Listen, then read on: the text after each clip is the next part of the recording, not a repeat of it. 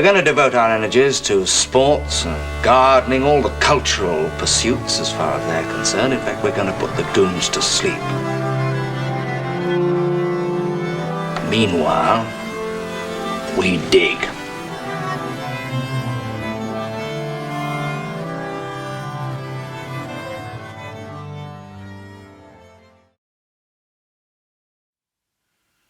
Greetings and welcome to the Anadromist. This is Burn Power coming to you from Tbilisi, Georgia on a perfect autumn day. Cool weather, sunshine, leaves falling. What more could I ask? Well, today we're going to do another in my series of Anecdotes. Since I have a lot of weird memories running around in my head that I often don't have a chance to get to normally. And some people seem interested in these, so I'm going to throw a few of these out there.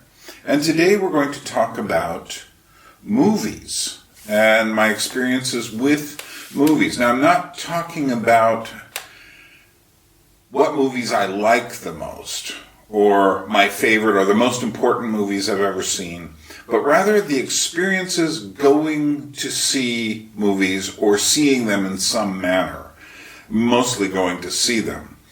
And I'll explain why near the end. Before we get into it, a few things. By the way, I have another channel of my Georgian Crossroads channel, and I would recommend going and watching the differences between Georgians and Americans. And by the way, if you're wondering, well, aren't Georgians Americans? Wrong Georgia. This is the one that's at the very Asian end of Europe. And but go check that out. It's kind of humorous. Next, I'd like to remind you that I do have videos I've been dropping lately, more interview videos, and more people need to go check those out. And I've got a great discussion with Joe from the Netherlands about design and architecture and the effect of time upon how we build things and our living in time and how that's reflected through ornamentation and texture and things like this. I highly recommend that. Also, great dialogue about whither Christian music, and that's with Laura, otherwise known as that Laura person. And we had a great discussion about where is Christian music going, where has it been recently, why is it in the shape it's in, which I'll give you a spoiler warning here, not too good, very commercialized. And I think if you're at all concerned about either Christianity or music or both, you should go watch that. And then finally, I've got one with Teddy from Israel. And we discuss, among other things, discussing what he's doing in Israel, which is fascinating in itself, but discussing particularly how does one have a conversation? And this is a fascinating subject for him, and it's a fascinating conversation to have. What are the elements of a conversation? What makes a good conversation versus one that's where two people are just talking past each other? So do that, and also, as long as you're here, if you like this video and other videos I've made, do like and share and subscribe and comment. Those things are all important because my videos don't get a lot of traction with the YouTube algorithms, and if you want to help them to do so, that's one way to help them if you like what I'm doing with this channel. Another thing you can do is choose to give a bit, and that is very important, and there's a link down below for doing that. Well, let us go now, and we're going to talk about my film experience, well, not film experiences, that implies them in the industry, my movie-going experiences for the most part, how I was exposed to movies. So, I don't remember any movies up till about 4 or 5 years old. And one of the things about that that's really important is that was about the year 1959 or so, when we moved from Seattle, Washington, where I was born, to Honolulu, Hawaii, before there were any skyscrapers. And what's also very important about this was television, especially in Hawaii, was very much still in its infancy. And I remember very strange things on the television channels then. I remember that television programs, you had these little, what we call rabbit ears, the antennas on top of your television set, and you'd have to move them around, but just as often, static would drift in and out of the screen. And looking back, the effect of that static on the screen really was interesting to me, and I'm sure I'm not the only one. It's the idea of this like almost pirated broadcast coming to you. I remember Vampira's Shock Theater, and Vampira was before Elvira. There was Vampira, and she was kind of a tribute to that. But she was a vampire-esque pre Morticia Addams kind of figure, and she did these strange introductions, to horror films. But I never really watched the horror films. I just remember kind of peering through the static, because evidently this channel was tough to get. But they were peering through the static that kind of was what I took with me. Also, what was very strange was, because Hawaii has a lot of Asian people, I remember watching, it just seemed totally normal to watch these very strange Japanese samurai television shows. There were these samurai serials, and they were never subtitled or anything. It was just all in Japanese. But I would follow along with them later in life when I discovered the Seven Samurai and Akira Kurosawa and things like that. I would be, but there was this whole aesthetic to these things, all the rice walls and the guys with the top knots and all this stuff. But it was all done on a shoestring budget. You could tell it was just like studio rooms. When I think back on it, I even remember that effect. And then there would be the occasional thing you would see on television. This was the period when television first started showing movies. For instance, we saw King Kong, and then there was Son of Kong. Son of Kong I actually remember more than King Kong during this period, because I guess they had the rights to it more, and they would show it often. At the end, King Kong's drowning, the Son of Kong's drowning, and it's just his fingers left, and there's a woman on the end of it, and she's saved by a boat or something like that. And The Wizard of Oz was shown once a year, and I started seeing it there, and it was just like a cheap, black and white, scuzzy quality viewing. But I remember these things. Later, I would see these things on big screens, and that was a different experience. But here's the interesting thing. More than remembering much of what was on television, I remember the movies I saw. Now, I think for many people living today, what they remember most about movies they've seen are things on television. But what I remember most of my initial movie experiences were all in movie theaters in Hawaii. And that included drive-in movie theaters. So I remember, this is really bizarre. One of the first films I saw that I remember it was like a 4-year period I was in Hawaii. I can remember all the movies I saw in Hawaii. Maybe not all of them, but an awful lot. Much more than I can later. I remember so many of these films because they're the first films I ever saw, and they're huge. They're like, 50 feet tall, 20 meters high or something. It's just incredibly huge. The screens were not these. I did not go to any. They didn't exist. There were no multiplexes yet, so every screen was big.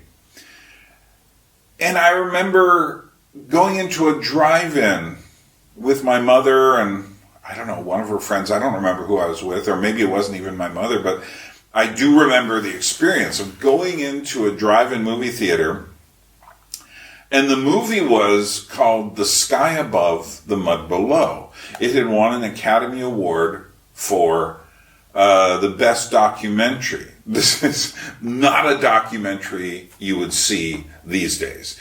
And years later, I dated my obsession with certain images from Papua New Guinea from this film, because it was a documentary about these guys, these Frenchmen, going over the mountains, and there were all these images of dancing tribal people. I think they might have been related to the Dani, but there are so many different tribes there. I think they speak 900 languages on that island. And there were I remember coming in during this birthing scene. It wasn't an actual birth. It was the imitation of a birth with these people wearing something that looked like straw and such.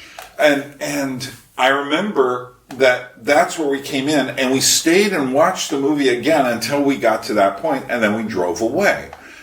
But I remember these scenes of, skulls. They were headhunters, and just weird, drumming and chanting and such, and it was just like, no one knew anything about this. But then again, I was living in Hawaii, in the South Pacific, essentially. It was a little north of the South Pacific, but basically it was the same Polynesian culture. And so to me, this was all part of my world. There were other islands where people did strange things. And so this was an important moment for me.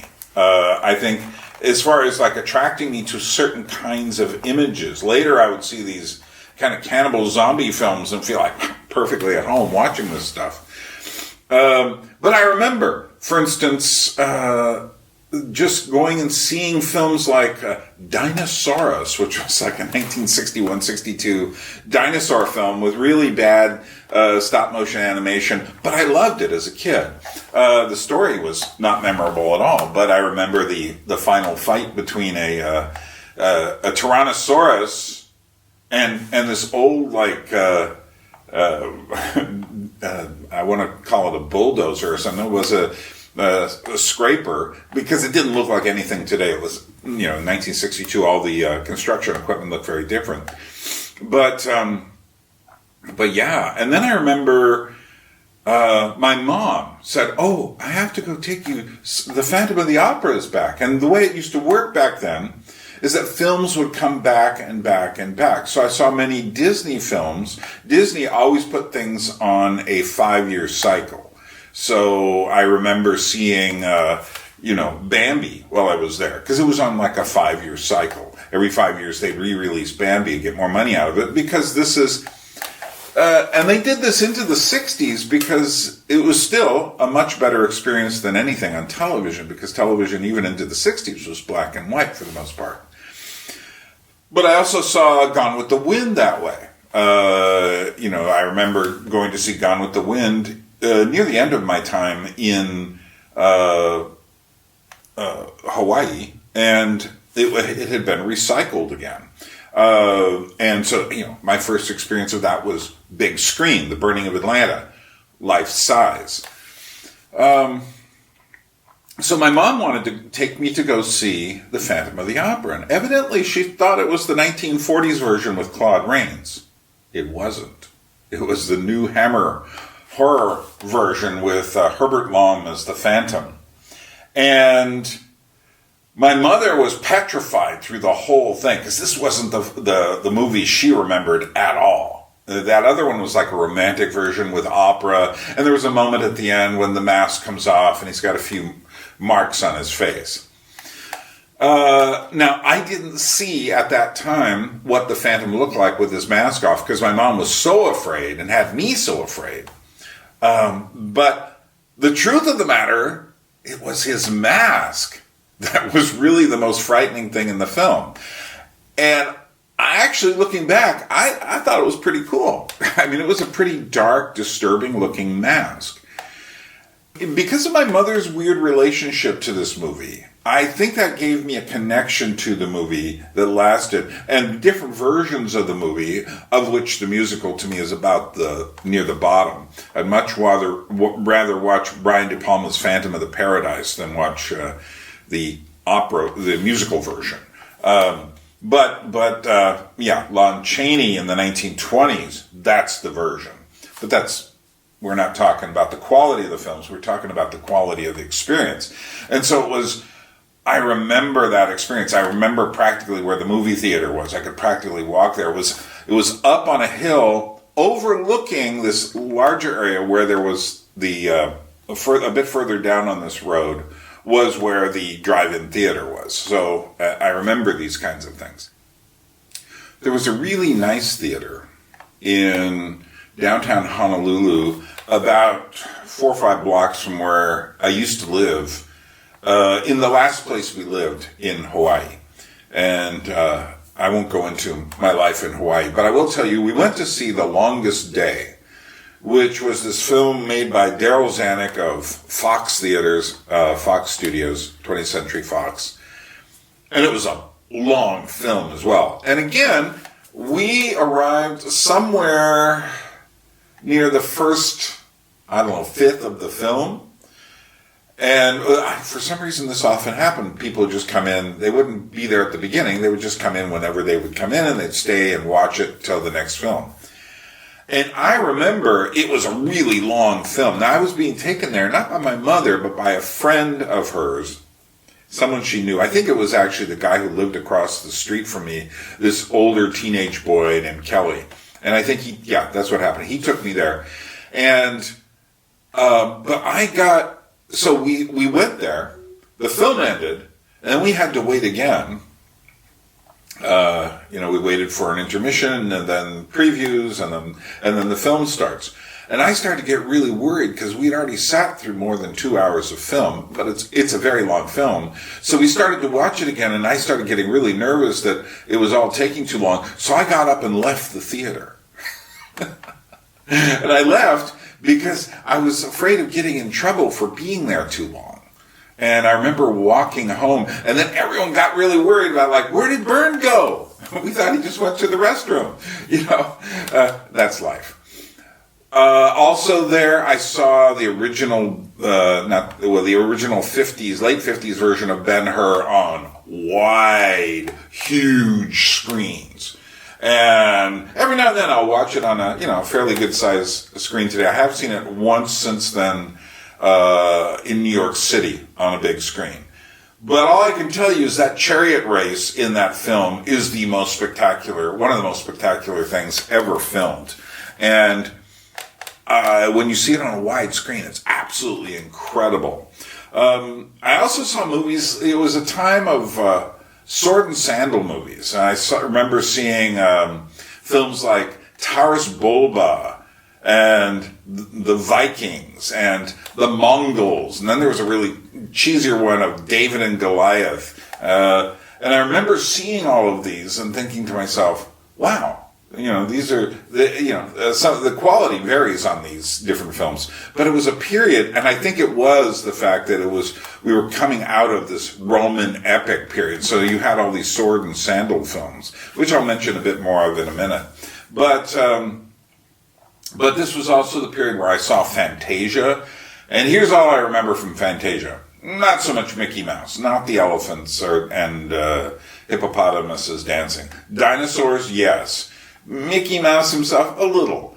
It was The Night on Bald Mountain, where you have Chernabog, the devil creature, coming out of the mountain. And that's what I remember. And then I remember the strange kind of monk-like figures at the end in a procession.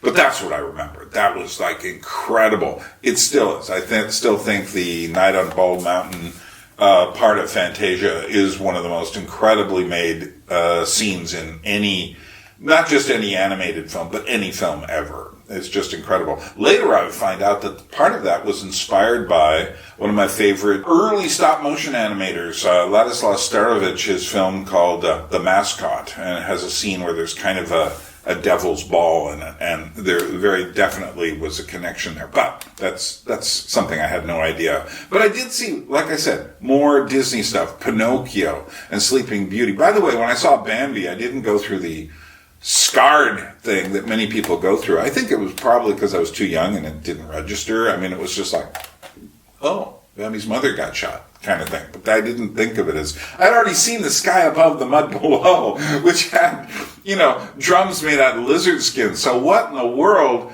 was Bambi's mother dying in a film going to do to scar me? Like I said, I was already attracted to the devil creature on the night on Bald Mountain. Not in any sort of weird way, but just because. Now, there are two films that I'll give a little extra mention to here. And one is The Magic Sword, which came out about 1961, and starred Basil Rathbone, and it was a sword and sorcery film. I think I saw it later also in California. And the other one, the most important one, was Jack the Giant Killer, which was, my adult brain can go back and look at that today and say, yeah, that wasn't the greatest film. But my child brain, remembering that film, looked back, and there are so many images that burrowed themselves deeply into my memory, into, became these archetypal images. And a lot of them have to do, there's the really strange image of witches and such there.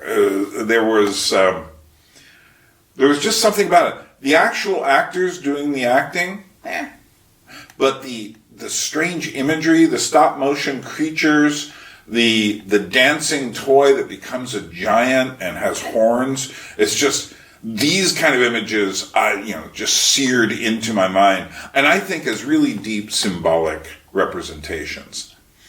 And I think one of the important things I learned from thinking about these early films, which I remember very well, is that many of the things we first see when we're young speak to us in different sorts of ways. And we get them lodged in our memories. And I think that what we see, what happens is, and I think it depends. Had my mother not chosen to take me to see the Phantom of the Opera would not be lodged in my mind in the same way. And the reason for it is because my mother had an odd relationship to that film. And so she passed that on. In a way, she had no idea. She was horrified by the film she actually took me to because it was so much different than the more romantic version from the 1940s. And I don't think she ever saw the Lon Chaney version. Ben-Hur, just that chariot race and everything. I mean, there's some wooden acting in Ben-Hur. There's a lot going on. I like Ben-Hur. Ben-Hur is great. But it's that... The chariot race, it's the guy, the hortator on the drum, ramming speed, and all of these things. Ben-Hur, again, I think I came into Ben-Hur partway through and then sat through it around. I don't know why that was such a thing back then, but that lasted until through the 70's. You could do that. Nowadays, they really try to prevent you from doing that. At least in American and British and other sorts of theaters, they don't let you do that at all here in Georgia. So, but these early things, there was one I forgot, Alakazam the Great, which turns out to be one of the very first anime type films. And here you can really see the Disney influence. There's songs, and of course they turned it into an American version. And I'm still trying to I have a VHS version of it, but I'm still trying to find a DVD or Blu-ray version of it that has any version, but also especially one that has the Japanese version as well as the American version. And but there's something about that, and again, it's got a Night on Bald Mountain kind of flavor at the end of it. And this was before Well, what was interesting is that you get the big-eyed creatures that anime is known for, which is very influenced by Disney. It's not a Japanese creation. It's Japan after World War II saying we have to be more like the Americans. But then there's also this weird, like I say, it's Night on Bald Mountain imagery. And in fact, I'm sure they saw Fantasia and said, "Oh," and they didn't do the same thing because this was really a Buddhist story, the story of the Monkey King. But my goodness, that stuck with me a long time, which is why I treasure the VHS tape that I have so I can at least see it, but I'm looking for the real thing. And I found the Japanese version on Japan Amazon years ago, but it was like $50 to buy it. And I was like, Nowadays I might think about it, but still. Okay, it's time to move away from Hawaii and go to California. Why have I spent so long? Some of you who may not be familiar with the channel are probably wondering, like, why is he spending so long talking? Anyway, because if you look at this video, you see it's not going to be short. Because that's what this channel is about. It's not about, I'm not doing movie reviews much. I'm talking about the meaning of things. And what I'm really interested in here is the symbolic weight of things as they affect us in time. And so for me, these early films are some of the most important because obviously I'm going to see much better films later. But I'm not going to see films that influence me the same way. Even The Longest Day, I retain my interest in World War II very much. And we often forget this. We think that, what was it? I was just reading, there's this new Netflix series, Dahmer, which I haven't seen, which is obviously about a serial killer, Jeffrey Dahmer. And it's a series. And I saw some complaint on saying, how could you show this film? My child, who's in 5th grade, is having trauma for it. And I'm sitting there going, what are you doing letting your child in 5th grade watch anything unmonitored that you have no idea what they're watching in this world today? That is silly. Because those images, that doesn't make your child a serial killer, but it's going to have an effect.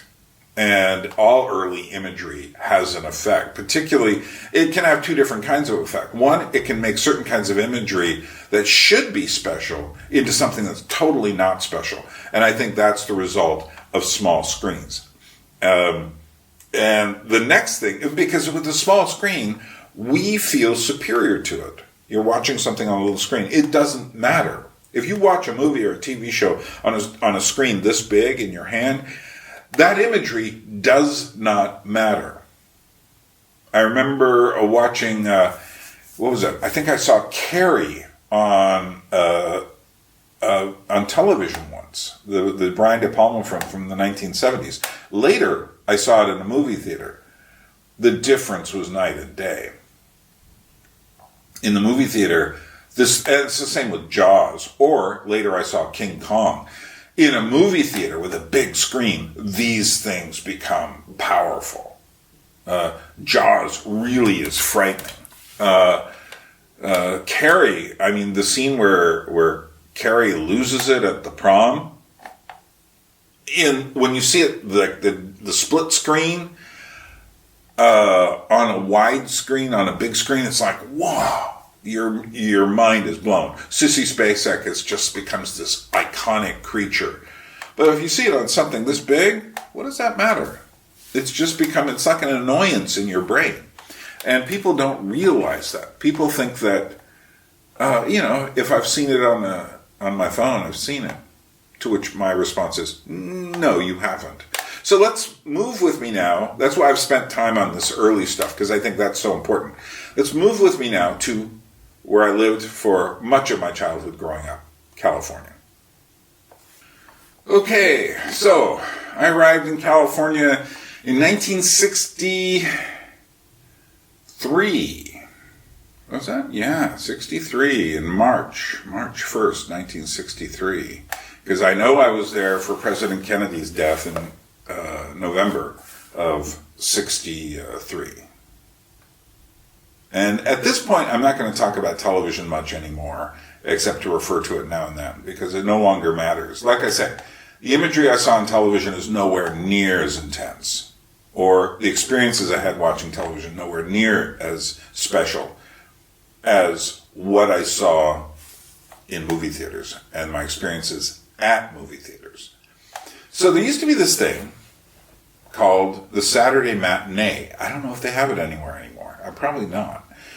And we could get into movies for 35 cents. Now, 35 cents was probably a couple of dollars, $2, $3 or more today. Maybe $5. Let's call it $5. But it was 35 cents. 1963 money. And it was like that for several years.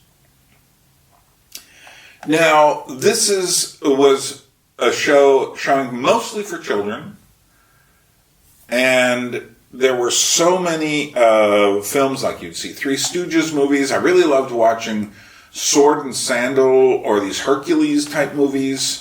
They were also, now we look back and call these peplum films, because peplum was like the Greek dress that men wore. And we also would watch Disney films there. Oh, by the way, the sword and sorcery thing, there's still one film that really sticks with me that I can't find. And I've located many of these films because I get interested in stuff that interested me. And there's something about, many of these films were made in Italy. These Greek myth, sword and sorcery, the cheap versions, were made in Italy because they had a lot of stuff sitting around naturally. You know, there's Roman and Greek stuff in the environment near Italy or in Italy. So it was cheaper for them to make these films there. And they were done the Italian way, which is to say everybody just spoke all sorts of languages. And then they would make different versions. There's the English version, the Italian version, but they stripped the sound off for everyone. It's a very weird thing. I think they still do some variation on that process today in Italy. But I remember this one film, and it was just like there was an evil queen. There was like something that was underground caves. There were people trying to get out. There was the whole place was being flooded at the end, and they were trying to escape.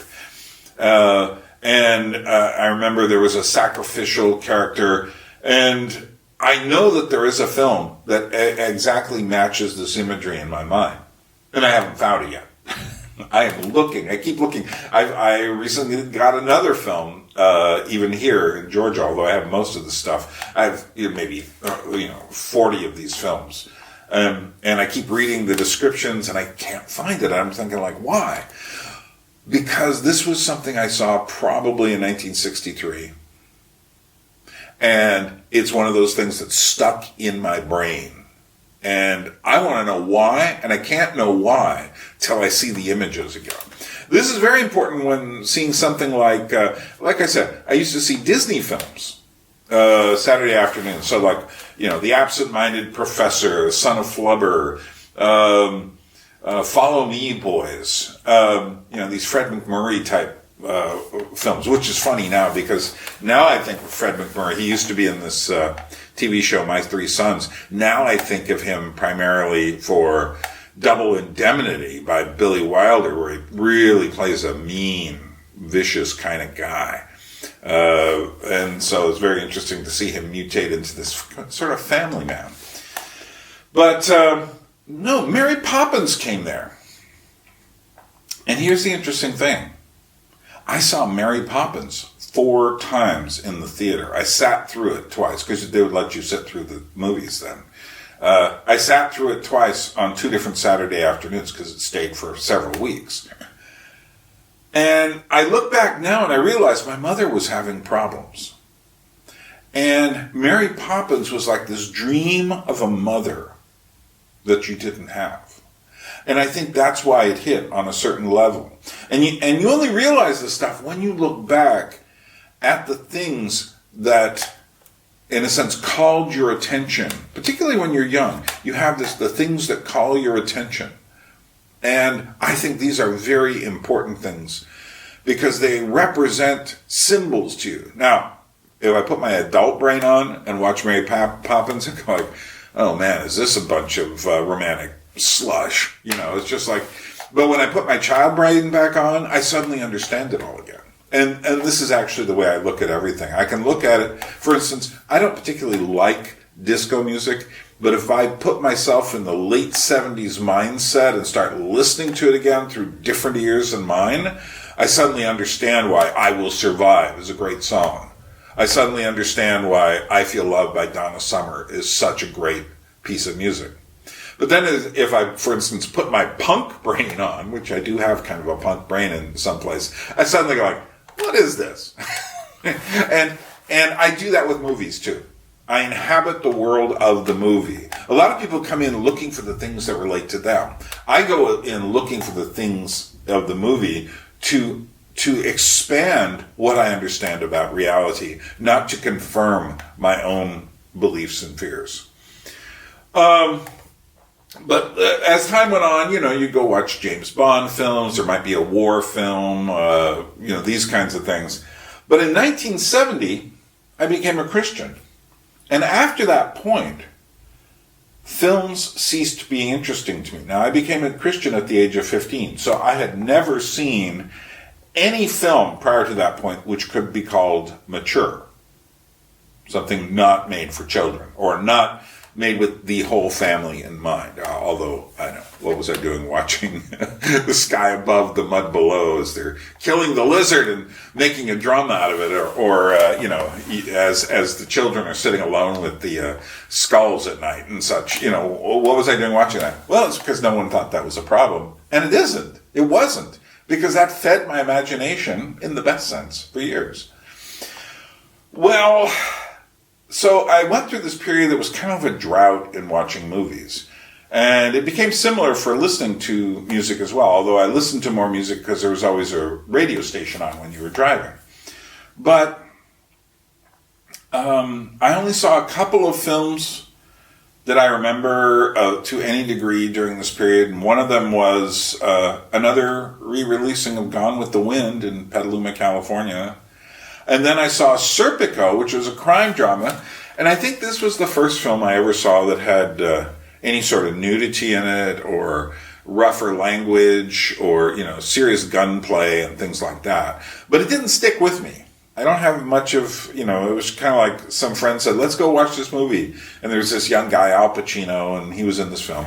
But we saw it, but we didn't have a big discussion about it afterwards or anything. I don't know why we even went and saw it. It was R-rated, which in the 70s really meant something. But then I remember one of my first film experiences that caught my eye and my memory was in 1977, so I'm going from, do you hear what just happened? I went from 1970 with only a couple of film experiences, one or two weird Billy Graham films in the middle there, which they don't count as a film experience hardly.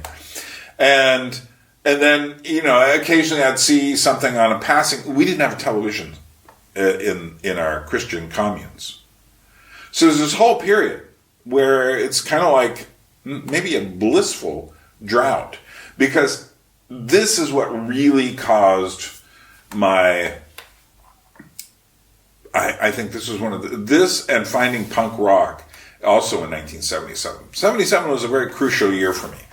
Because it was in 77 that I started realizing that we, who had largely come out of the hippie movement and tried to wrestle with the things from that, which included psychedelic drugs and Eastern religion and the occult and all of these things, didn't have any idea of what had developed in the second half, by the second half of the 70s.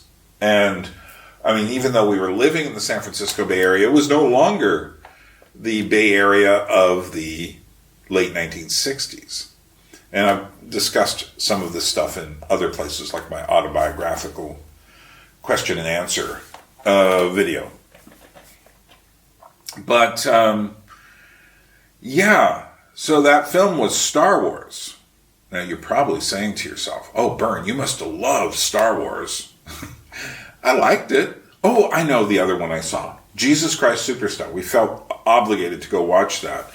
And that was a few years earlier than Star Wars. But again, I thought like, oh, okay. And we kind of we wondered, we thought, that's a kind of a weird version of the Christian story. And that's how we looked at it. We weren't the kind of, I'm making it sound like we were the kind of Christians who were totally against watching anything secular. We weren't.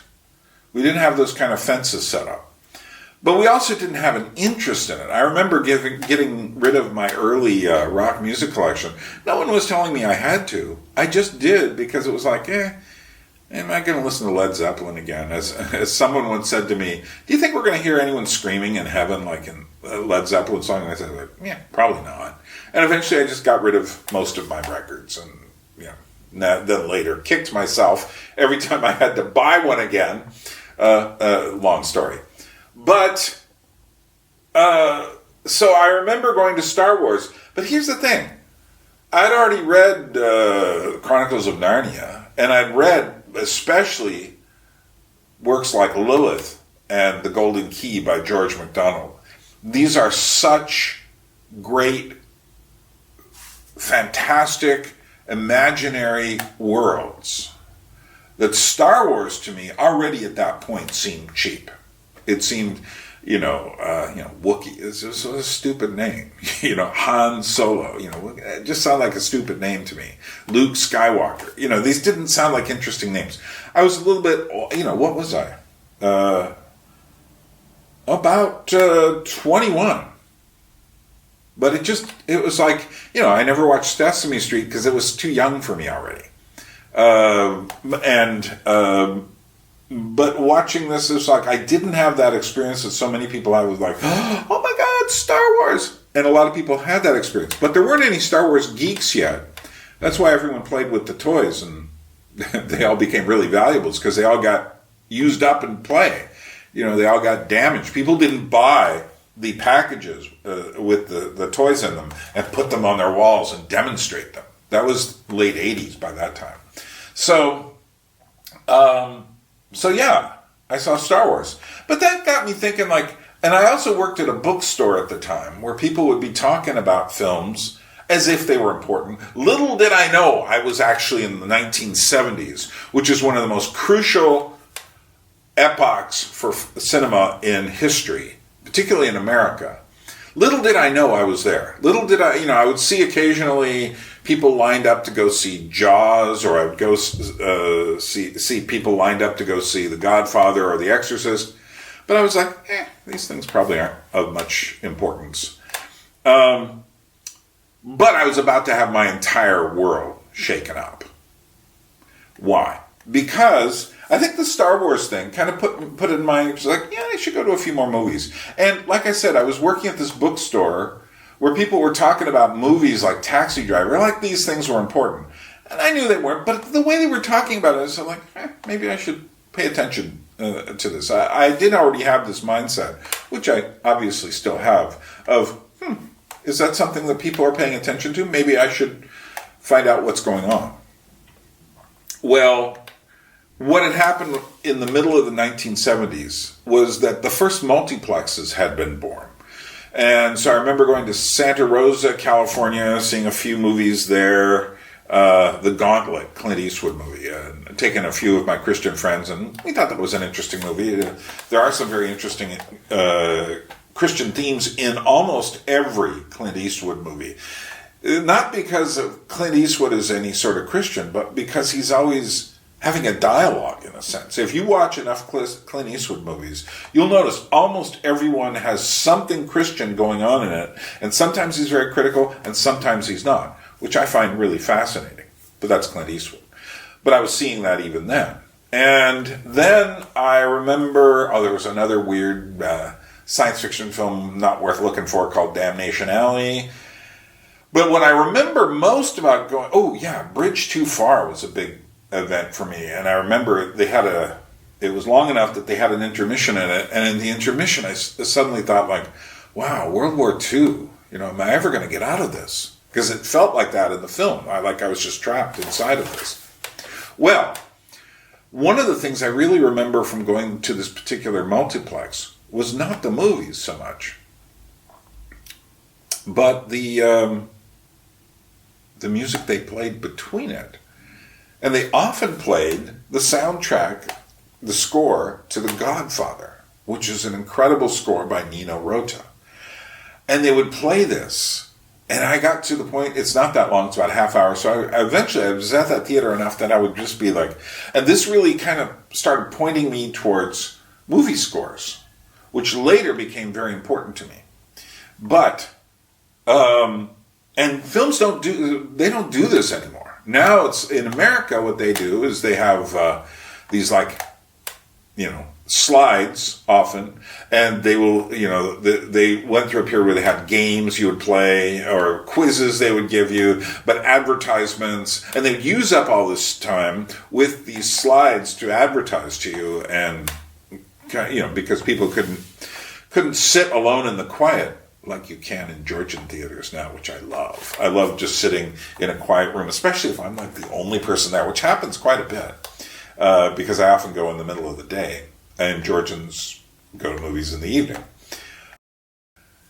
So we don't listen to scores the way that theater was. And this theater was nothing special at all. It wasn't like a Repertory theater, which I'll mention in a moment. But there was another one of these theaters in Petaluma, California. It was new. It was in some sort of strip mall, and they put a twin theater there. And they had a couple movies they were showing one day. And one of them was Murder by Death, which is kind of a comedy of sort of a whodunit comedy with Peter Sellers and Peter Falk and some other interesting people. And they were also showing Taxi Driver, to which I thought, well, I'd heard that was an interesting film. So I decided to go into this double bill. And when I went in, I realized I was somewhere in the middle of Taxi Driver. Now I could tell you exactly where I was. It was right before the grocery store attack and what happened after that, the little convenience store.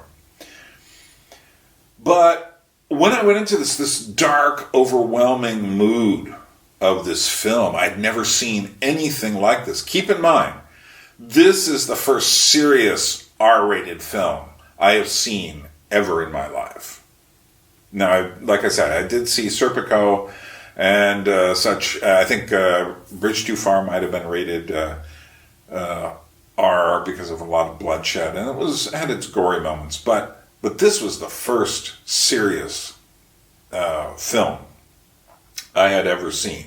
Certainly the first film I would call an art film. A film which, by the way, is still in my top 10 of movies from all time. And I think part of it is because of the way it affected me. Well, there was just me and a couple of other guys sitting in, it was just like one of these empty theaters, me and a couple of guys sitting off to the side watching this film. And it gets to the end, and if you've ever seen Taxi Driver, you know it doesn't end well. That is to say, before the weird thing at the end with the taxi, the whole shootout at the end is just a nightmare. Now, I've never seen anything like this. And the way the effects were done was just absolutely incredible, absolutely gory. The subject matter is just the seediest New York stuff, prostitutes, pimps, and politics, all mixed up. And I'm watching this thing, and then suddenly the shootout at the end comes, and it goes on, and it's just the most nightmarish thing I've ever seen. And these two guys over in the corner are laughing their asses off during the entire shootout scene. Now, all the way through the movie, this guy Travis, of what I saw at that time, but it was clear, he was coming from some sort of Christian background. Later I found out Paul Schrader, this was basically his story of coming out of Calvin College in Grand Rapids, Michigan, having been a Christian but having abandoned most of his faith. And essentially he was putting his character, and he himself spent time just driving around endlessly in Los Angeles, but he put himself in many ways into that character. And as I was watching this film, listening to these guys laughing, you have to remember, I'm not a cynical modern person. I've been in Jesus People communes for the last 7 years. I've grown, the second half of my adolescence has been largely involved here. I'm about 21 years old, 22 years old. And I am sitting there saying to myself, what is wrong with these people? How can they laugh at this bloodshed? Now, my brain today tells me there were two possibilities. One, they were film students and were appreciating the incredible film work that was being done at that point. Or two, more likely, they were stoned out of their minds. But I started to get up out of my seat. And as I did, I suddenly checked myself. I was going to say, like, how can you laugh? This isn't funny. I suddenly checked myself. And I said, and I realized, they're going to see that I'm just like him if I do this. Because he has a vague notion of morality that he is operating on, and it's driving him crazy. And if I stand up, I will look like him to them. So I thought to myself, well, what do I do?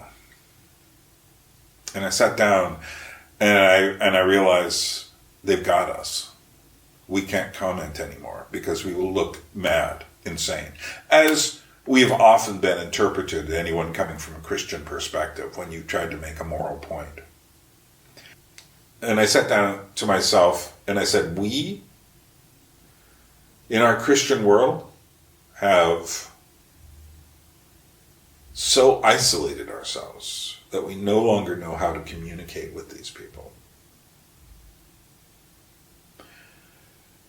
And it was, I remember walking out of that film saying, I stayed for the next film, but they didn't show it over again. So it was years until I could see the first part again.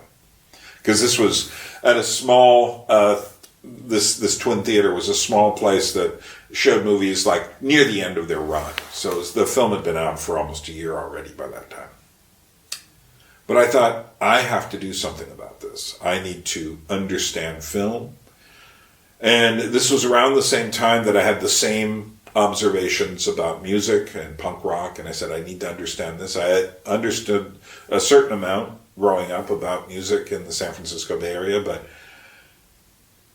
suddenly I just said, okay, the society has changed, and we haven't noticed it, because we think it's the same society that we were in the early 70s, and it's not. So Taxi Driver was like a major influence on, and that particular showing was a major influence on my development. And I will always thank Martin Scorsese for that, because I think Martin Scorsese always has been wrestling with his faith. And kind of stuck between his faith on one side and the violence of the world on the other. And I haven't always agreed, in fact, rarely agreed with his conclusions. But I see him as an honest person wrestling with his experiences.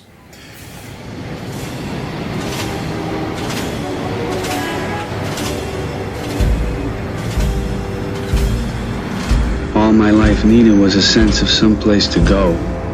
I don't believe that one should devote his life to morbid self-attention. I believe that someone should become a person like other people. And which led me to start going to, in our theater, there had been a theater called the State Theater, which had gotten really run down. And it was actually a very beautiful double-story theater inside.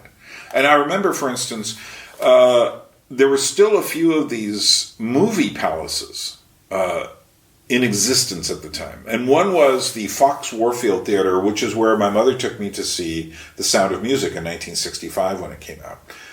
Absolutely amazing experience going into this. But this State Theater in Petaluma was actually quite a fascinating theater inside. But it had devolved into a porno theater. And I remember at one point whenever this happened in the early 70s, walking by, there was a huge line to get into this porno theater, and I said, what is this? And they said, oh, it's Deep Throat. And I said, oh, what is that about? And it was from the period where porn was now they call it porno chic during this period. It wasn't called that during the time.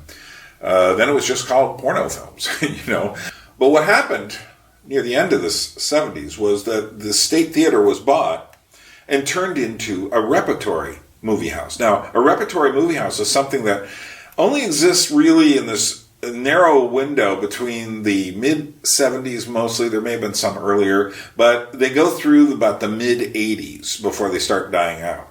And although there still are some in existence, but it became much less common. And what this was, you see, there weren't videotapes really yet.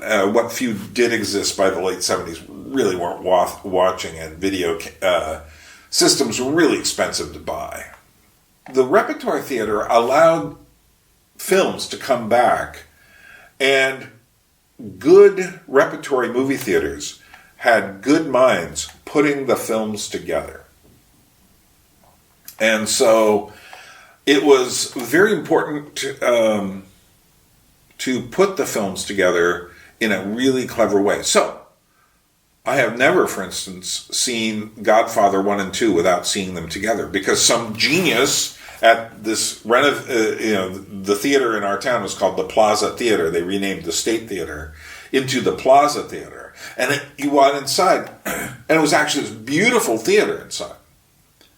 And I saw a lot of films there. They had midnight showings of like Rocky Horror Picture Show and Eraserhead and stuff like that. They also had great, you see, what you have to understand about the 1970s was for film, this was the period where film became something that people became interested in as an art form in America. And I think it happened earlier in Europe. In fact, I'm sure it did. But, so you had the first generation of people actually going to film schools to learn about film history. You had critics like Andrew Saras and Pauline Kael writing about film for different companies. You had magazines like Film Quarterly, and more importantly, the Film Comment magazine, which I collected until the end of their run, essentially, at which they also just became too politically correct for my taste, which sadly has happened in too many institutions. I remember that this place, the Plaza, they would sell you, for instance, you could buy a block of tickets and get in for like $2 or $1 or $2 a piece for the movies. If you bought a big enough block, you got in for free. So I remember going to see, this is where I first saw King Kong life-size. And I realized all the times I had seen it on television before that didn't count. Because seeing King Kong,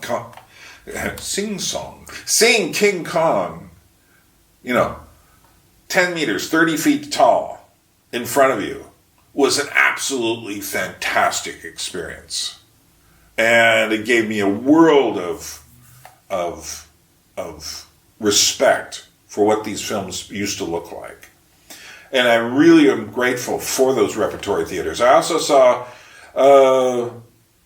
weird stuff like Pink Flamingos, which I don't recommend at all, but just really, I was honest. I was going, what is happening in our time? So I would go to see films.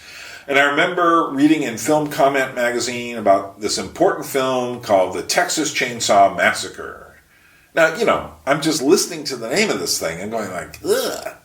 Now, I liked kind of creepy horror films, saw a lot of, Frankenstein and Dracula films on television as a kid, and there's a whole thing there where I got kind of afraid of some of them. I remember once, this back in my youth in California, watching, I would sneak watching like horror films on television. It was a lot of the cheesier stuff from the 1950s, but also the early stuff from the 30s and such.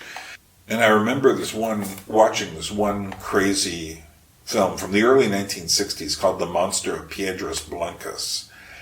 And it was a really creepy creature from the Black Lagoon kind of monster, but you could tell there's something weird about this. Later you realize they cut out the scene where he was holding this man's head in his hands and such. But it just felt like such a strange film. And that's one of the first films to really give me the creeps. Like I say, all the Frankenstein Dracula stuff, but this was kind of weird.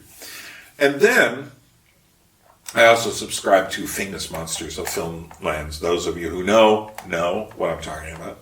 Sometimes they have these interesting films on late at night after the news. So I remember there was going to be this one with a weird name late at night. So I'm watching it, and and the name of the film comes on, and then there's this weird kind of like map and all of this stuff, and then it starts to go into this strange exotic world, and I got so afraid I turned it off. It was actually Casablanca. I just find that really funny. But yeah, the feverish machinations of a child's mind.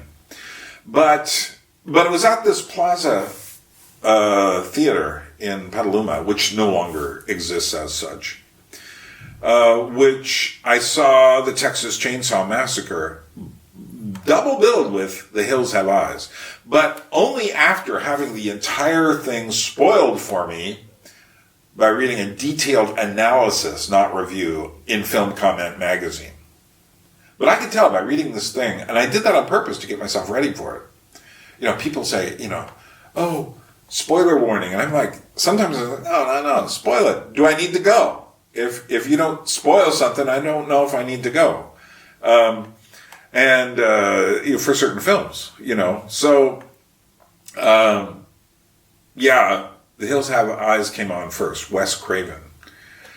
And I watched it with new eyes, because I'd been reading film criticism and stuff, and suddenly I saw it as like, oh, this whole thing is like a parable.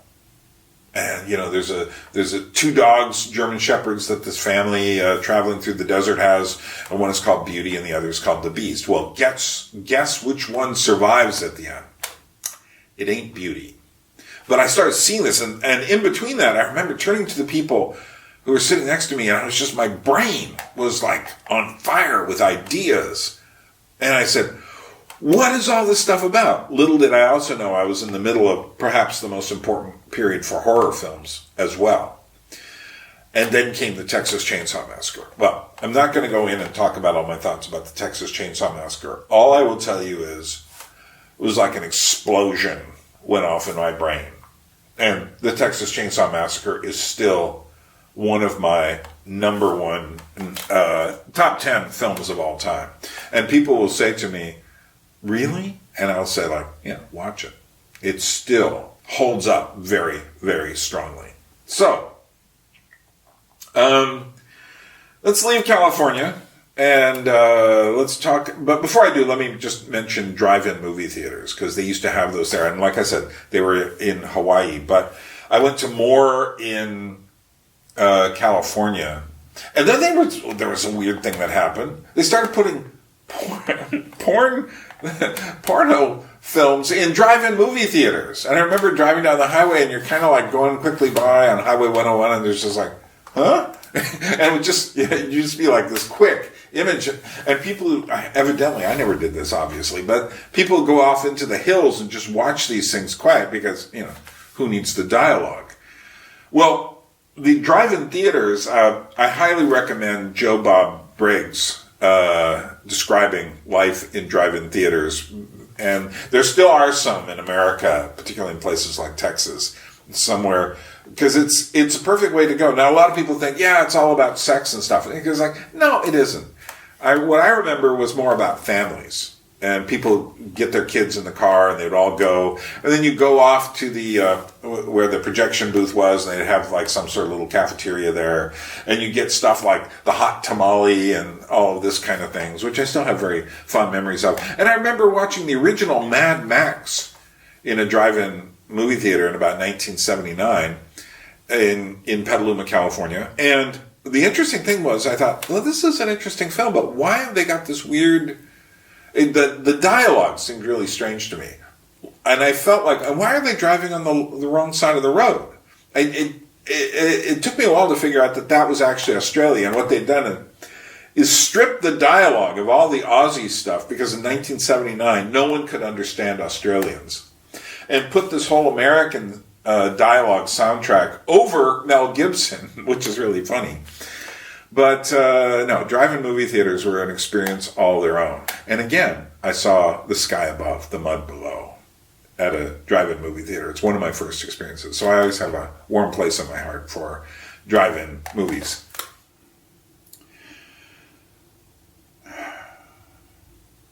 After California, I spent a year in Europe at Le Brie in Switzerland. During that period, I didn't see any movies.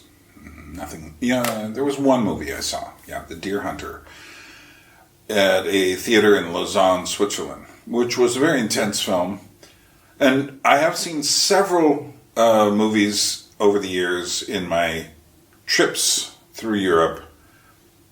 And I will say this, there's a big difference between European theaters and American theaters. And that is, people will often walk out of European theaters. If it's kind of a dark, depressing movie, they'll walk out in kind of a dark, depressing mood.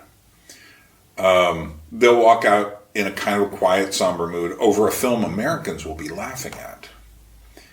So that's one thing. But then I went back to California, and I spent another 6 months or so there where I really, in earnest, began studying film, using the Plaza Theater and their discount passes as my library.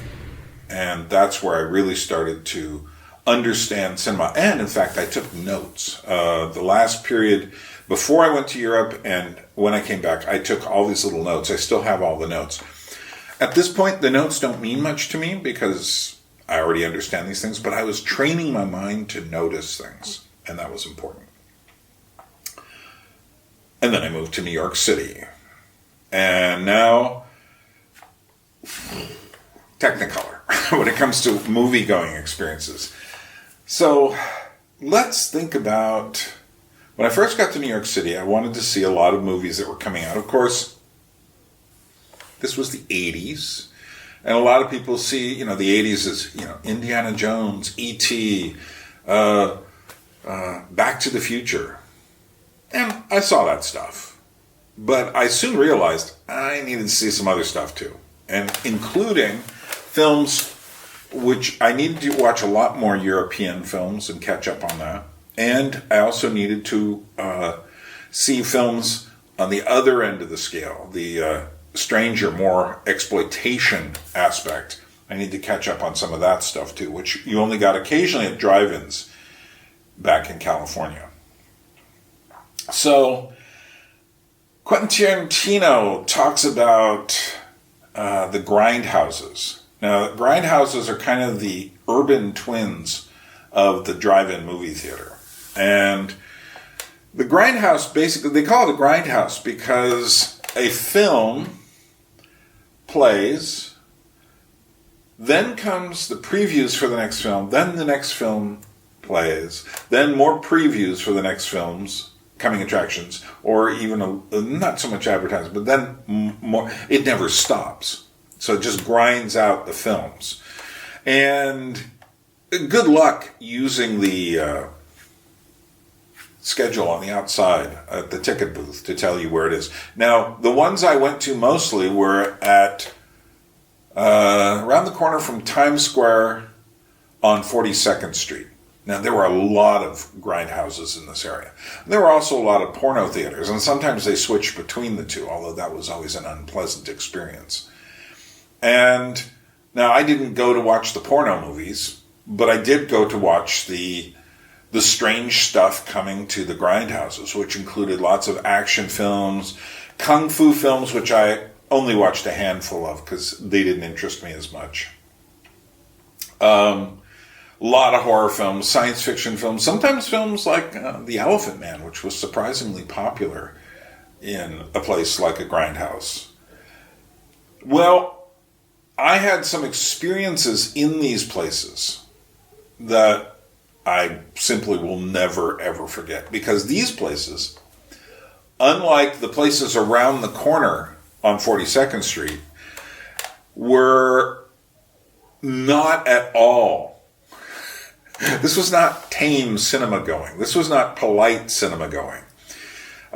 You had a lot of black folks there. You had a lot of Hispanic folks there.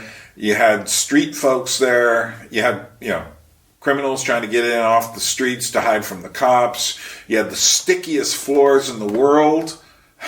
And they never had rugs on them because, someone had to come in at the end of the day with like some sort of high-powered stuff. But, but they were amazing theaters inside. There was these big theaters. One of them, the New Amsterdam, became the Disney show place But I remember seeing movies in the New Amsterdam Theater. And it was a fantastic place to see films in before it became an actual stage theater. I mean, it was a serious, beautifully constructed theater before it became this grindhouse. And some of the others were like that as well. So, and the audiences were never afraid to talk to the screen. Now, this was totally different than going to, say, a university crowd. Like, I remember going to see some films in Berkeley, California, when I was back in the San Francisco Bay Area. And there, the audiences would laugh. They were always hipper than thou. They would, if they saw something in a movie, they would be kind of, but they were always kind of like superior to the film. Whereas the audiences in the Grindhouse were never superior to the film. They were involved with the film. So if someone makes, like in a horror film, goes the wrong way, the people in the audience will say, no! They'll all it's like, don't do it! But, I loved it. Or if something bad happened, you could hear this collective, 300 people all at once go, oh, shit! Just like this wave of sound. Then you get stuff like, I remember seeing the first Terminator movie there. And Arnold Schwarzenegger gets shot. And he's bleeding, and someone calls out, walk it off, Arnie, walk it off. And then there was another movie where, it may have even been the same thing, but there was another movie where someone just kept saying, it was in the upper balcony, kept saying, 24 hours until the end of time. And then it went on, during this thing, they kept going 10 hours and 11 minutes before the end of time. And this count, and someone just yelling this out every now and then. I mean, they're just wild places. One of the strangest ones, though, now, one of the reasons why the people in the audience could not feel superior to the films is because some of these exploitation films could wipe you out. I mean, these were not polite film-going experiences in any degree. I remember, though, seeing this really, really, really terrible dinosaur movie starring Ringo Starr called Caveman. That's as much as I need to say about it. But I was there, and there was a Hispanic man, and his son was probably about 10 years old with him.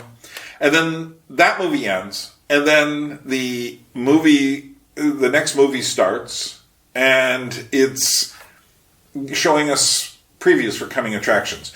And one of these previews is for a film called Savage Man, Savage Beast, which is a documentary. Is it really a documentary? But it has, later they would make all these faces of death things, but this was kind of like before that and much more intense than that.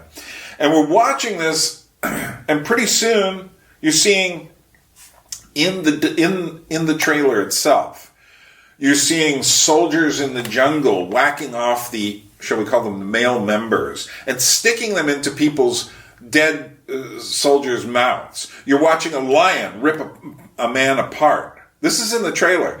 And the guy turns to his son and says, don't look. It's too late.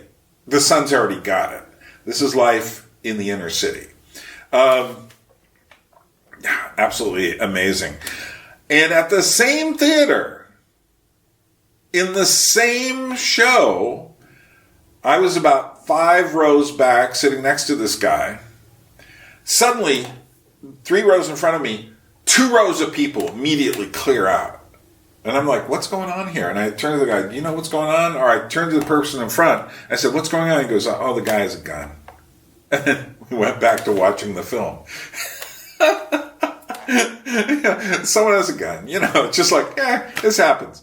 That's what the Grindhouse was like. I mean, this is, like I say, this is not your typical experience. My all-time moment for going to the Grindhouses was the following. A double bill of The Evil Dead, the first film, which had come out a couple years earlier, with this this was the premiere night, the opening night for A Nightmare on Elm Street, the first one. And the theater was packed. It was a Friday night. And actually, I found out later as I was leaving that Wes Craven was actually there watching the audience. And I'm sure he got a great show. Along with Shay, who, I can't remember his first name, but the guy who was the person behind what's the owner, director, manager, the producer from New Line Cinema. Robert Shea, I think it was. I would meet him later at an autograph session at Forbidden Planet. But anyway, at this point, this is way before Lord of the Rings. They're a very small operation, and in fact, Nightmare on Elm Street is going to make their day for a long time, and the whole series is. So they're back there watching what I'm watching. Now, The Evil Dead comes on first, and this is a packed house of people who talk to the screen. And at a certain point, as Joe Bob Briggs says in his drive-in reviews, there's only one thing you can do with these zombies, and that's total dismemberment. And then there's a point at which Ash, his girlfriend, he gets kind of teary-eyed and then doesn't cut her up. And then eventually he has to, as Joe Bob Briggs says, make like a butcher at a Safeway, you know. And there's a scene where he's cutting up the zombie of his girlfriend. If you've seen the movie, you know what I'm talking about. Here's what I remember. The entire audience either sitting down, many of them on their feet, all making this chopping motion all at once, going like, whoa, go, go, go. Just because they're all feeling these demonic zombies' presence themselves. The world is a tough place, and you need to get rid of them, and you can't go halfway. So but it's like the whole audience is raised up, going, go, go, go. And then there's a couple of, trailers in between. And then comes Nightmare on Elm Street. And this was the most primed audience I've ever seen for something like that. And, given all of the things that happened in that film, this audience was just collectively one in a way I've rarely seen it. And some people might say, these are usually a certain kind of tame moviegoer. It's just like, I wish they'd be quiet so I could watch the movie. That's not what this experience was about. This was an experience about participating in the movie so that Freddy doesn't get you, so that the demon zombies and Evil Dead don't get you. This was life lessons. And I am sure Wes Craven walked out of that screening that night happy as he could possibly be, because this audience just loved this thing, Nightmare on Elm Street. So that was one of the highlights of my film-going life right there. Now, there were repertory theaters there, like the Thalia, and I can't remember all the names, but I certainly remember Film Forum, which exists to this day, although they tend to show more. They have a multiplex now, and they show more films as individuals, although they still will have festivals. But I remember the Film Forum in different locations, and there was one way down near Canal Street, and I don't remember what exactly the street they were on right off the top of my head. But that's where I saw Tarkovsky's Stalker with my friend John Pomara, who is an artist. And we walked out of that kind of like, that was really interesting. And that was the first Tarkovsky film I'd ever seen. Later, I would see them all. But I remember I didn't walk out saying that was the best film I ever saw, although that's precisely what it is to me right now. But I remember saying to myself, that was really unusual. The slow camera movements, it was in Russian. It was like, what was this about? I felt that there was much more there. I would eventually see the film, I think, what was it? About 6 or 7 times in the theaters. Once I went with my Russian friend Sergei, And we went again to the Film Forum several years later, but I saw it in other theaters as well. And he says to me, Byrne, I understand why you're here. You like Russia, but why are these other people here? They don't understand what they're looking at, which was probably a very astute observation. Nevertheless, enough people over time have been captivated by the very slow-moving Stalker to elevate it to the ranks that I think it belongs as one of the greatest films ever made. Another experience I had, I'll get back to the Film Forum in a minute, but another experience I had, which was also very important, was when I said, okay, there are other films by Tarkovsky, and then I saw, Andrei Rublev, about this Russian icon painter in the Middle Ages, is going to be showing up at the Thalia Theater up in the Upper West Side. And so I went there. Now, this wasn't even a complete version. I think this was maybe 2.5 hours. It's much closer to 3 hours, or actually more like 3.5 hours. So it wasn't a complete version, and some parts of it, you could tell they cobbled together different versions to try to make the most complete version. It would take years to get the most complete version, which is why I kept going back to see it, waiting to see the next version. But I remember this was a story about someone losing their faith and losing their reason to do art. And maybe it was just the time that I'd spent in New York City. Not that I was losing my faith, but you could feel that pressure. And when that film was over, again, not talking about the actual content of the films, I'm talking about the experience of the film.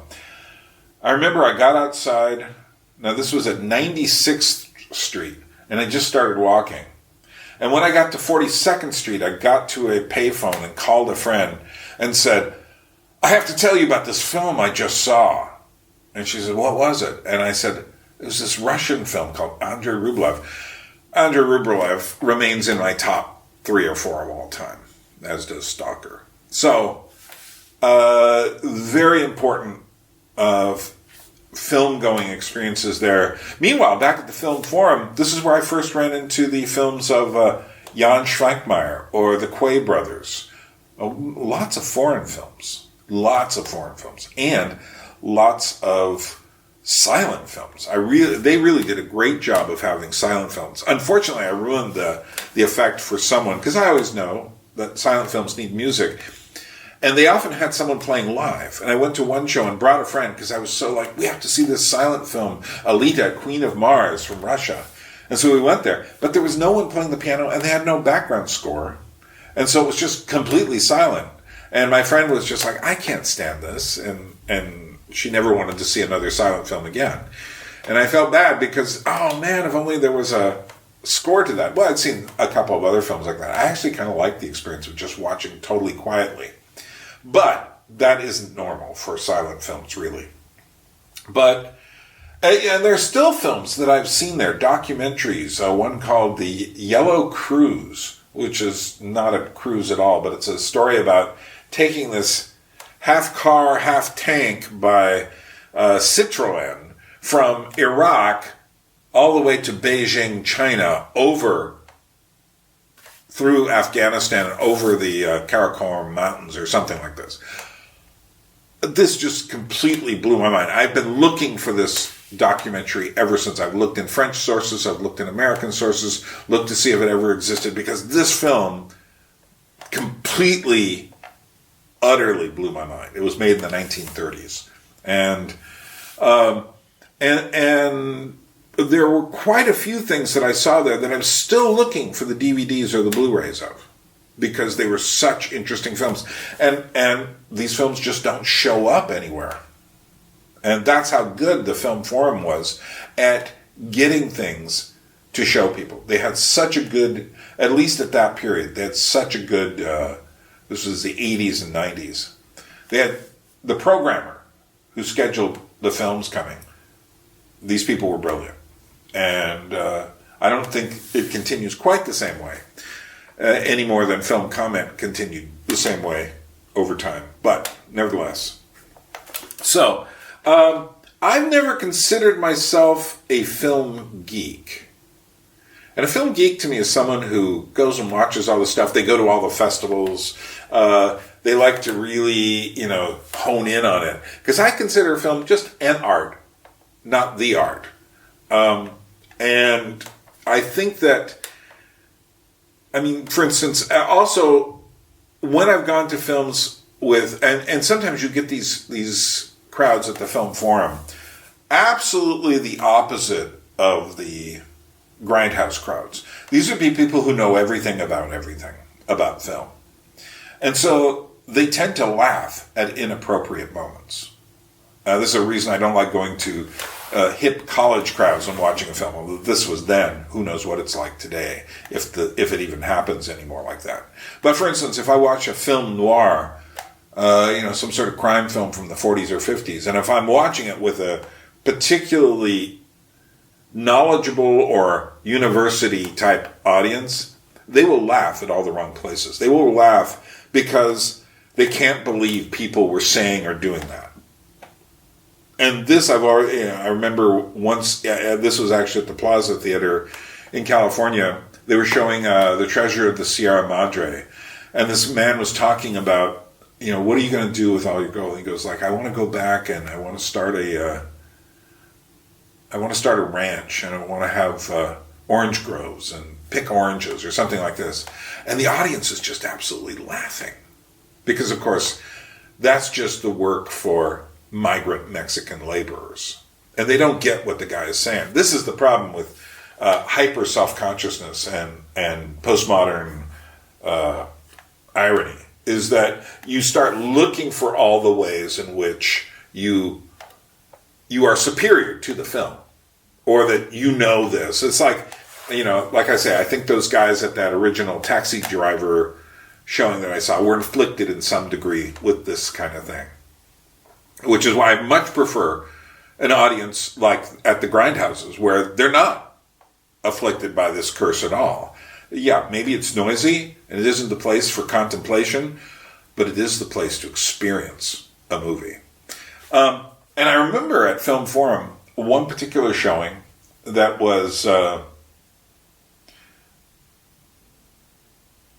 they showed Les Yeux Sans Visage, Georges Franju's, also Eyes Without a Face, Georges Franju's horror film, which for years had never been seen anywhere. And they were showing it, a new print of it.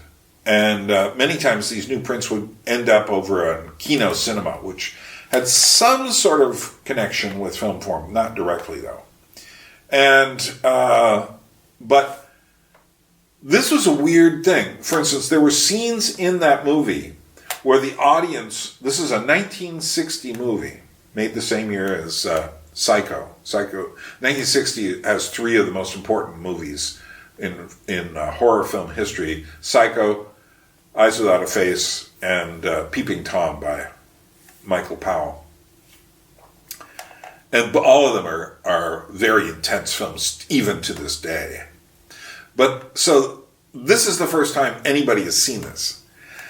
And there were moments while watching this where half the audience is laughing at something and the other half is screaming.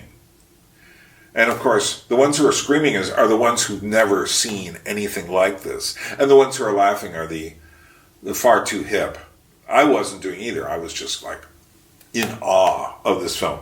And Eyes Without a Face remains number 2 or 3 in my all-time list of great films. So as you can see, seeing films in a movie theater really imprints it upon you in a way that watching it on a screen doesn't. And I did have, what would be called today film geek experiences, where there would be someone from who was involved in the making of the film there to talk with you. And I remember a particularly good one at the Museum of Modern Art where Catherine Bigelow was talking about her first film, Loveless. And this was after her second film, Near Dark, which I already at that point considered a great film. And later she would go on to make things like Zero Dark 30 and other important films. But I would go, and I did have a chance to ask, my 2 cents worth will get in the line and such. But I find that those things are not nearly as interesting as experiences. They could be, it makes you feel part of something to be in, if you're getting educated or something. But my feeling is that those other experiences I discussed, where the film hits you, or it hits the audience in a certain way. I mean, I remember walking out of Pasolini's Salo. If you have any idea what I'm talking about right now, I'm not going to go into talking about it too much. You'll know that I basically had to scrape myself out of the movie theater and just push my carcass along the sidewalk as I left. And so did everyone else. And I remember those kinds of experiences. There were European films from the 70's that were particularly existentially bleak. But that was important for understanding things. People will often say to me, Bern, how can you understand? How do you know all this stuff? And I says, hard work is the answer to the question. I didn't just pop into my mind. I'm not a film geek, because I'm not any kind of geek when it comes to understanding things. Because I don't make fun. I don't spend time, playing guessing games with, what are the top 5 this, or what's the most... I'm interested in what the most important films are. I'm interested in the most meaningful things. I'm interested in an intellectual way. I'm interested in as far as how these things relate to our lives and how we relate to images. But I'm not interested in making games out of these things. I'm not interested in getting my identity from films. I get my identity from walking. And interestingly enough, there was one other experience I have to mention.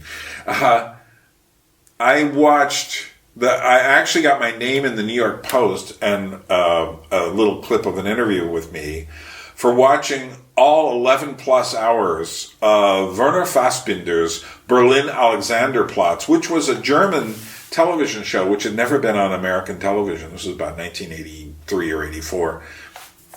I watched it overnight. Now, I don't know why they started it at they started at 6 o'clock at night and it went all the way till 12 the next day. Why not start it at 6 in the morning? Then I can get out at midnight. But anyway, that was quite an interesting experience, staying up all night for that, and there were breaks. So it ended up taking us about 16 hours with all the breaks. But I got interviewed, why are you doing this? That's how dedicated I was. I think my quote was, I couldn't find anyone to come with me. Deep. But that's how committed I was to learning about cinema and trying to understand it, that I would watch something that long. I mean, I'd watched Godfather 1 and 2 together before, and that was 7 hours. I had even gone to 3 movie showings and such that were longer. But, that's my record right there. But later, I moved to Alaska. Spent time traveling through Europe. And it ended up here in Georgia. And you want to know something? I haven't had any of those experiences since the 90s. Why? Video, DVDs, Blu-ray, downloading, streaming. That's why. Yeah, I still see great movies. And I will go to movie theaters here. But the movie theaters here and in Europe, very quiet affairs. It's rare you get much happening. I think I saw one movie recently, I can't remember what it was even, where the audience kind of applauded at the end. But I suspect there were a bunch of Americans in that audience. And again, it doesn't even strike me well enough to know what it was. I will see movies that I really like. I prefer seeing movies in the theater. But then again, I'm watching digital projections. And if you know anything about the difference between digital projections and film projections, you'll know there's something right there that isn't the same. And I'm not going to go into describing that because this is not what this is about. What this has been about is I want you to think about the experiences in your own life, not only with movies you've seen, and it can include things on television for certain. It's not that these things don't affect you, it's that they don't have the same punch that certain experiences in theaters will have. And I find many of these films have stuck with me to become symbolic milestones because I've seen them in theaters and because they were of the environment in which I saw them. So I don't know if we can get that experience back. Maybe there's some colleges that are showing interesting films. If there are, let me know. Maybe there are still repertory theaters that show, have really well thought out programs. If they are, let me know. And I'm looking forward to having some interesting film experiences here, movie theater experiences. For instance, I've seen one film, part of a film festival here, that was nice, but not particularly memorable.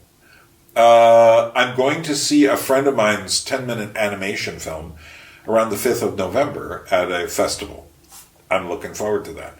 Will it be this kind of event? One can hope. Okay, I've said enough. Again, this wasn't your average movie review type of thing. This was something else. This was second in my series of anecdotes about things.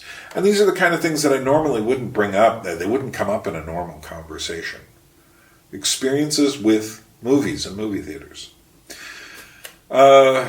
Like, share, subscribe. Leave a comment, please. I love reading comments, even when they're a little snarky, although if it's too snarky, if it's just nasty, I'm going to delete that, because who needs nasty? And then every now and then I'll get one of those. But yeah, or you can leave a donation, link below, or you can remember that Anadromist means swimming against the stream. And that's what I ask you to do. Swim against the stream. And as the Georgians say, droabit, which literally means temporarily. Just for a while. Until we meet again. A people without history is not redeemed from time. For history is a pattern of timeless moments.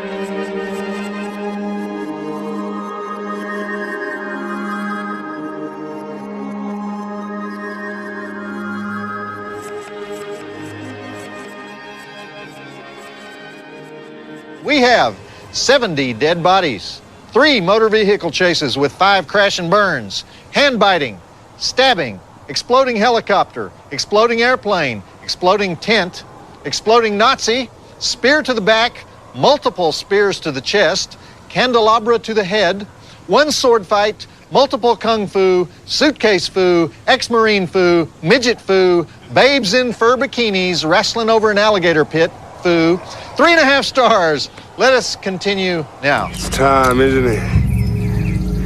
Black stars rise. I know what happens next. I saw you in my dream.